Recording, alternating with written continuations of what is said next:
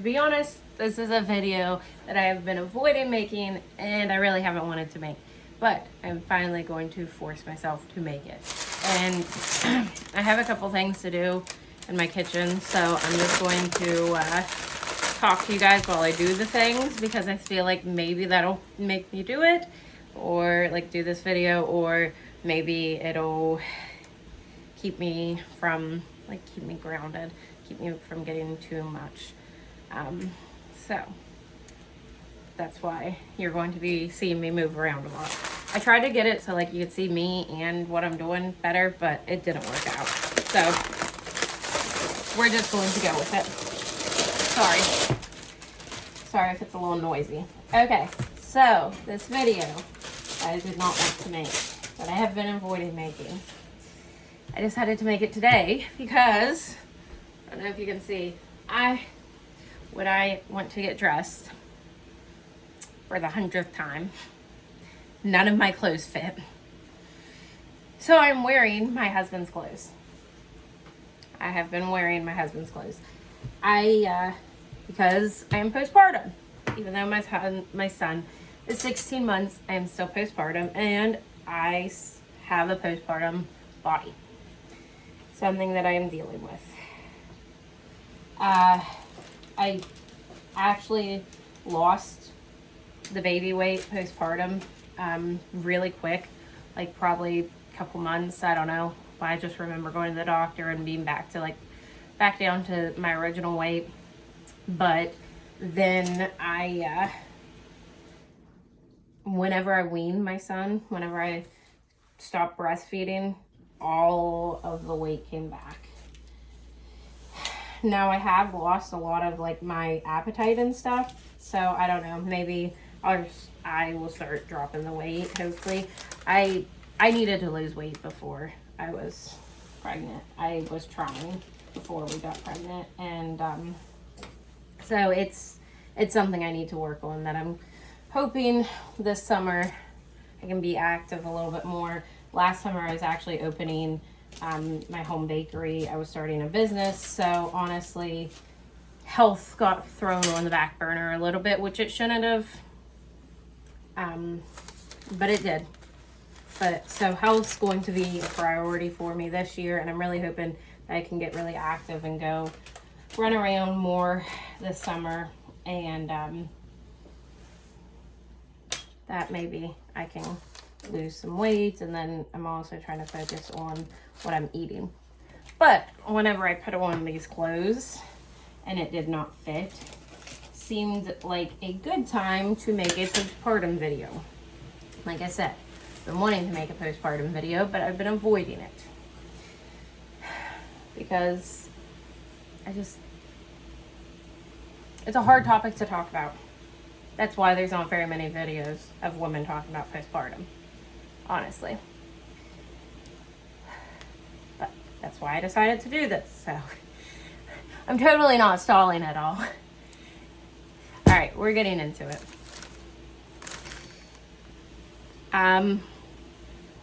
Postpartum's hard. There, done. End of video. No, I'm kidding. So because I had some mental health issues before I was postpartum, before I ever had a baby, they made my first checkup a week after I had my baby, week after I left the hospital. And I'm really glad they did. I firmly believe that should honestly be something we do just with everybody. I don't know why we can't just make that standard, but I'm not, in charge of that, so whatever. But one second. Let me pause. By the way, if you're curious what I was doing, I'm making cookies for my son's play group, which I'm super excited about because it's going to be super cute to watch a bunch of like 2-year-olds decorate cookies tomorrow. So I'm very excited, although I probably should have signed up for an extra thing, but I did because that's me. So anyhow, postpartum. I saw my doctor a week after I had my baby. And I told him, I totally felt connected to my baby, and I really did. I loved him too much almost, because I cried constantly thinking about whenever he was going to be leaving home and growing up and all of the things. I pretty much cried all the time about that. So my doctor said, let's get you on some medicine to help that. And he did. He got me on an antidepressant. I won't get into what. And I thought it was going to help. I wasn't diagnosed with postpartum depression. They called it baby blues because it was like right after I had the baby. But he talked to me about postpartum depression and everything, and he talked to me about things to look for. Well, I had another appointment with him roughly 5 weeks later. It was like my 6-week appointment I had with him to talk about everything, and I was a lot worse. The medicine was not helping. In fact, it was making it a lot worse. I didn't want to be here anymore. And it wasn't in a big, obvious way. It was just, I didn't know how to exist anymore.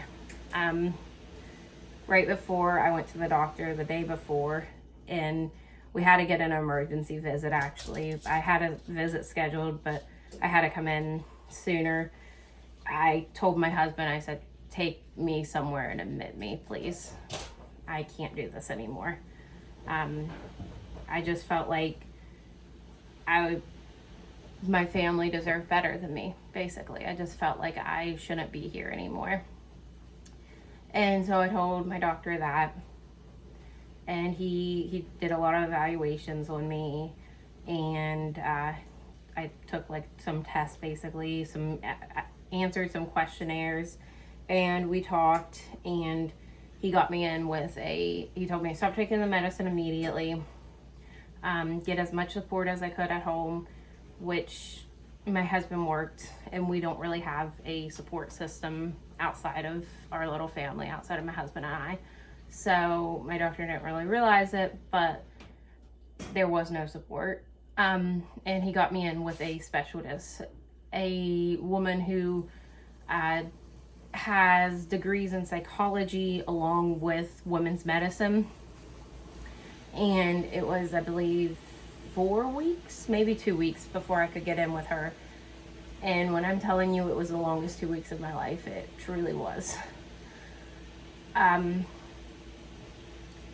Getting off the medicine, I think, helped with the clarity some, but it wasn't completely better. And I just felt like I was waiting for that 2 weeks to be up, because I was like, okay, I'm going to give it 2 weeks. I'm going to try really hard for 2 weeks to just, use all the I've been in therapy before, use all the coping skills that I've been taught, and just make it through, do the best I can, that kind of thing, and hope for the best. And then in 2 weeks, I'm going to talk to someone who can help me, and everything's going to be okay.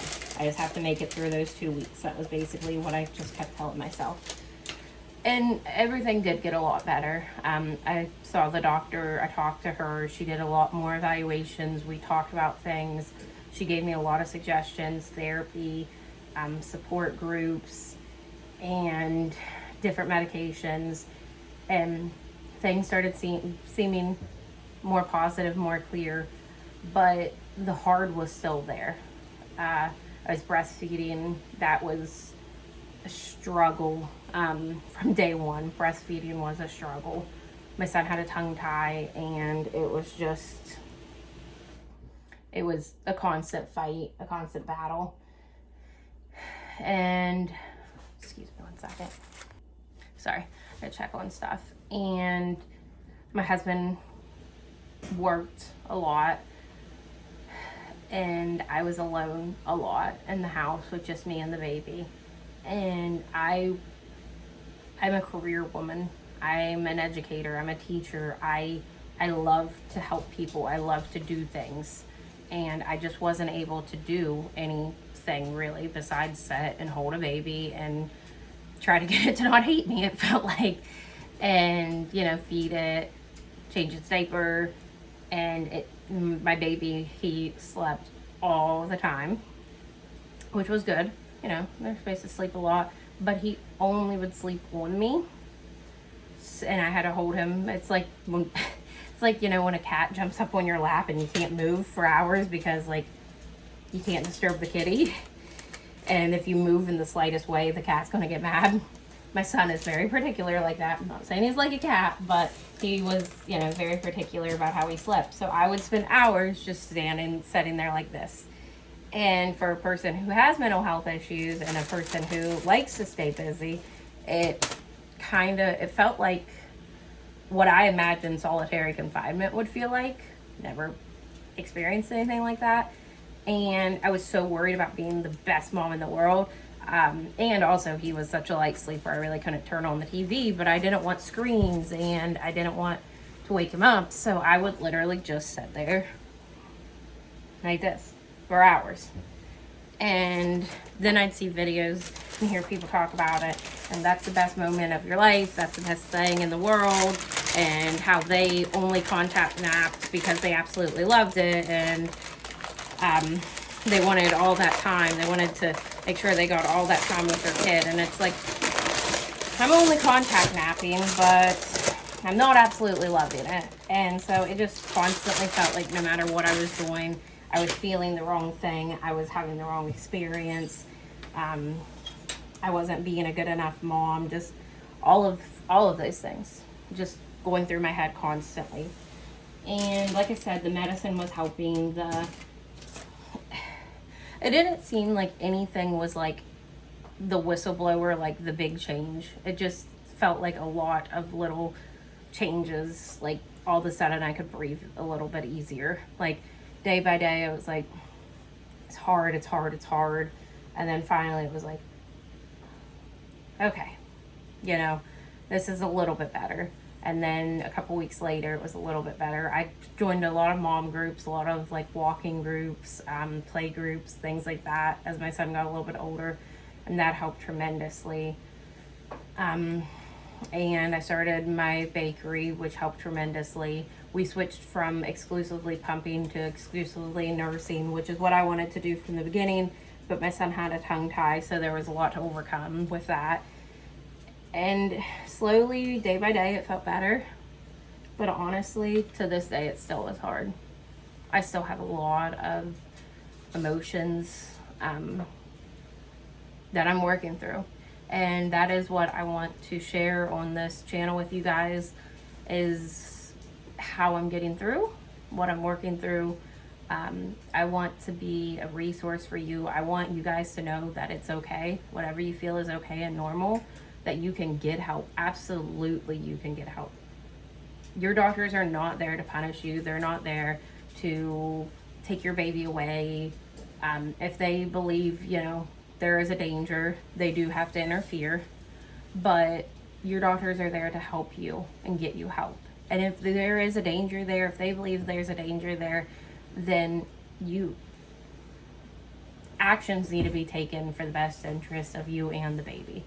So please don't be afraid. Please don't feel like you can't reach out and talk to someone. A lot more people have probably experienced this than they would ever like to talk about.